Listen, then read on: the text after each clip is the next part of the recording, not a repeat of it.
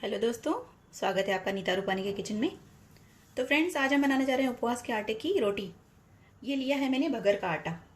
ये बगर का आटा इस तरह से दुकानों में आता है और ये वाइट कलर का होता है। तो हम सिंधी लोग इससे ज़्यादा बगर का आटा ही खाते हैं। इससे मैंने एक कटोरा भर के ले लिया है। ये देखिए, ये 150 ग्राम के करीब तो होगा आराम से। अब इसमें डालेंगे थोड़ा सा नमक।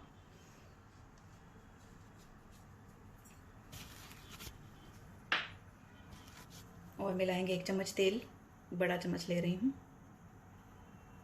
तेल डालने से थोड़ा सा सॉफ्ट बनता है ये, क्योंकि इसका जो हम बनाते हैं रोटी वो थोड़ा सा हार्ड हो जाता है बाद में। अब खाने के बाद रख देंगे अगर बचेगा तो फिर वो हार्ड हो जाता है, इसलिए इसे थोड़ा सॉफ्ट बनाने के लिए हम इसमें तेल मिला रहे हैं। और इसमें हम मिक्स करेंगे बॉयल आलू। ये बॉयल आलू हैं जो मैंने मैश करके रखे हुए हैं, ये भी थोड़े से हम इसमें मिक्स करेंगे। इससे भी ये थोड़ी सी सॉफ्ट बनती है रोटी। तो इसमें कम से कम 1 आलू मिलाइए आप। इस तरह से मैश कर दीजिए आलू को और अब इसे मिक्स कर लीजिए आटे को आलूओं के साथ। आप आलू के बिना भी बना सकते हैं, कोई ज़रूरी नहीं कि आलू डालें इसमें। बॉयल ये हम इसलिए डालते हैं ताकि रोटी थोड़ी सॉफ्ट बने। अगर आपको गरम गरम रोटी बनाकर खानी है उसी टाइम, तो फिर आप उसी टाइम इसी सिर्फ आटे की भी बना सकते हैं। आलू में आटा अच्छे से मिक्स हो चुका है, ये देखिए। अब हम इसका एक डो तैयार करेंगे, पानी की हेल्प से डो तैयार करेंगे।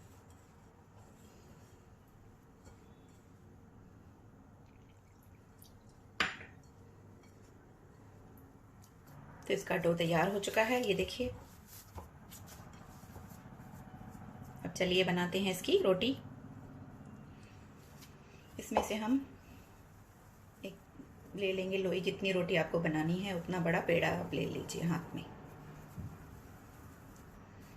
चलिए बताती हूँ इसको आपको तवे पर रखकर। तो ये देखिए, इसके 4 रोटी, तो इससे 4 रोटी बन जाएंगी हमारी उपवास की। ये छोटी छोटी बनाएंगे आप, अगर आप बड़ी बनाएंगे तो 3 बनेंगे। इसे हाथ में ले लीजिए इस तरह से और इसके ऊपर तेल लगा लीजिए, ये देखिए। और हाथों को भी इस तरह से तेल से चिकना कर लीजिए।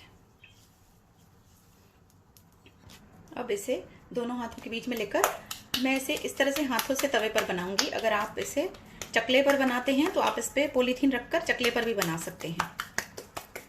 देखिए, हम लोग इस तरह से बड़ा करते हैं।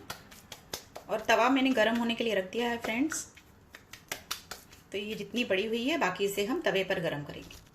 तवा हमारा गर्म हो चुका है, इसके ऊपर हम लगा लेंगे तेल।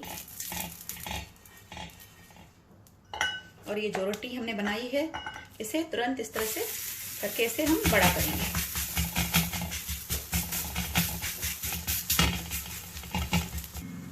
तो ये देखिए, इसे मैंने छोटी रोटी बनाई है इसलिए इसे तवे पर बड़ा करते हैं हम लोग इस तरह से। अब इसके साइड पर भी थोड़ा सा तेल डालिए।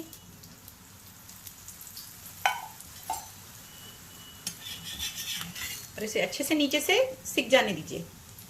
इस टाइम पे गैस का फ्लेम मेरा हाई है। जब ये सिक जाएगी तो ये अपने आप इसे आसानी से इस तरह से टर्न कर सकते हैं। अब इसके ऊपर भी तेल लगाइए।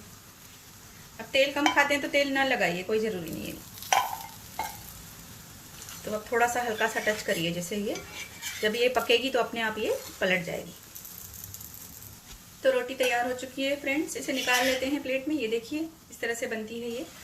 और थोड़ी सी ये आपको लगेगा ये कच्ची नहीं रहती है, ये बाद में आपको एकदम ड्राई हो जाएगी। इसे ज़्यादा ना पकाएं। इसी तरह से एक दूसरी बनाती हूँ, इसी तरह से दूसरी बनाते हैं।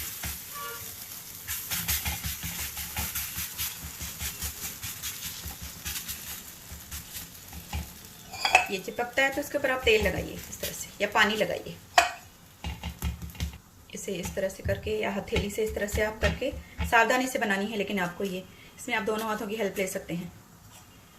और अगर आपको प्रॉब्लम हो तो आप इसे चकले पर ही बनाएं, जैसे मैं आपको बता रही हूँ। पॉलीथीन के बीच में रखकर इसे बेलकर और इसे इस तरह से बनाएं। उसकी भी रेसिपी मैं आपको नेक्स्ट टाइम दूंगी, अभी मैं आपको अपनी स्टाइल से बता रही हूँ। इसके ऊपर थोड़ा सा तेल डालेंगे।